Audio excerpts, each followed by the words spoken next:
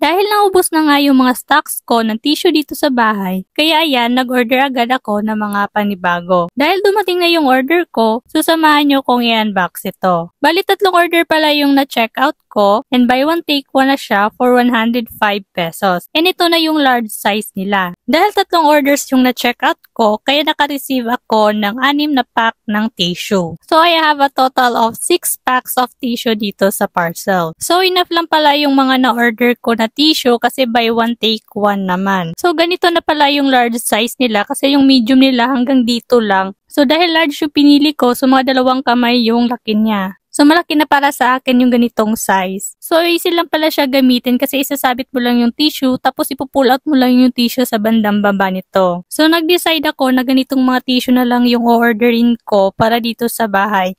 Pero may na-order na akong tissue before yung ganito. So 2 na lang yung natira nito kasi gamit na gamit talaga yung tissue. So each pack pala is may 10 piraso na siya and mura lang din naman yung ganitong tissue. So ganitong tissue yung nilalagay ko sa bag kapag aalis ako. Pero itong bagong tissue na in-order ko is para sa bahay lang. And yung maliliit is kung gagala ako. So order ako ulit ng ganitong tissue. Kung sa bahay lang na tissue, ganitong tissue yung bibilhin ko. So ayan, may maraming stocks na ako ng tissue and makapal din yung tissue niya.